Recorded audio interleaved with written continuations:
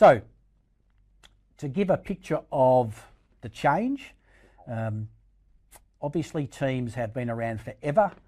About 20 or 30 years ago, there was a real push for teams and self-managed teams, but that fad went away and didn't stick, whereas now they're sticking, and they're sticking big time in terms of organisational changes. And my sense is that's a movement away from the command and control, which is the management by control we spoke about, which tends to be very ego-driven and everybody doing what I want. So I tell everybody what to do. So this next step is one where there's a more systematic approach that enables every person in the organisation to be their best, while everybody's pursuing what the organisational goals are. So obviously with leadership, they move from setting that strategic intent and then managing a system whereby people can work within that constraint but be given freedom to be the best they can be. So this new is an eco-focus. It says, let's incorporate everybody in the system and make sure that everyone is motivated, because I'm a firm believer that a motivated person is always more productive than someone who's disengaged. In this phase, it might sound strange to say that we need to slow down to speed up. And what that means is that we need to get to know each other as people.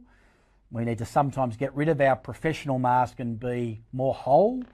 And in that process, if we build strong relationships, we can manage the business with more speed because we're so connected to what's going on. And we'll talk more about that as we proceed in this webinar. So obviously leaders make the decision to change the style, okay? And that's a first big step for a leader to do, because it's a significant change or transformation. So what I'd like to do is just talk about, in those management styles, there's a management task. And within those management tasks, there's the need to set an aim as a leader. There's a need to plan for the delivery of that aim.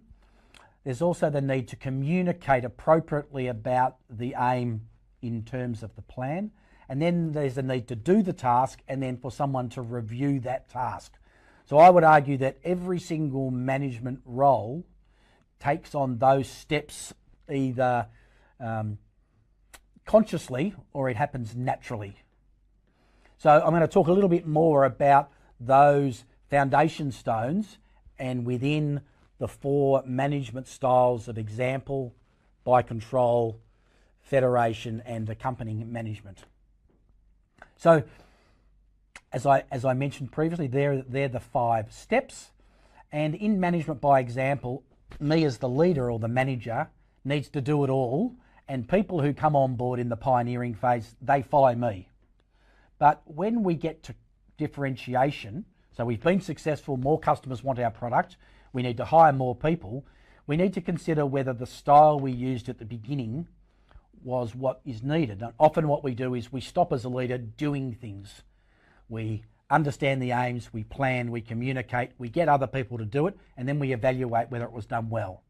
So the next phase that's needed and the style that's needed in that phase is this idea that a manager can start to empower people to take more of the management task on. So that's why what I've got here is ticked both aims, plans, communicate and evaluate. And what you as the leader needs to do is identify people who have got more capacity in their current role and who want to grow, and you believe they're part of your long-term future. What you do with those people is you start to evaluate together. You do a task and you ask that person, did you think we did it well? If that person gives you a picture that is exactly like your picture, it gives you confidence that they're able to take that next step and take on more responsibility. So from there, you might get them to then plan the delivery of the management aim.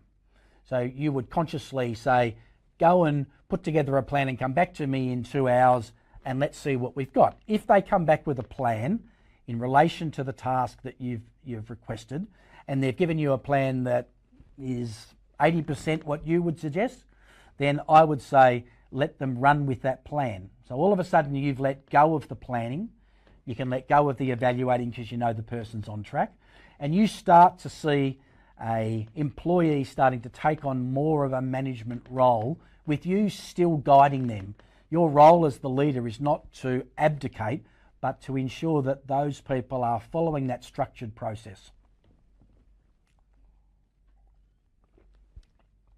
So this is what a leader consciously chooses to do in developing their team so they can step out and work more on the business rather than in the business.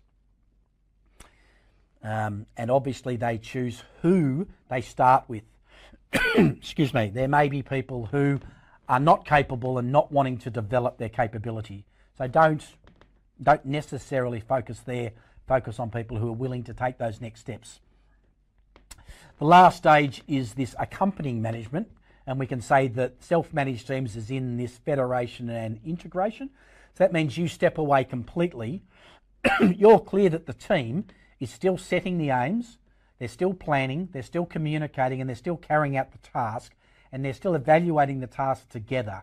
And if you sat in on that process, you would be comfortable that that team is on their way, and as a manager you can then get on with more strategic tasks. And this is where the idea of saving one whole day because you're not micromanaging is a great opportunity for small businesses becoming medium sized. And I've seen it happen in many examples.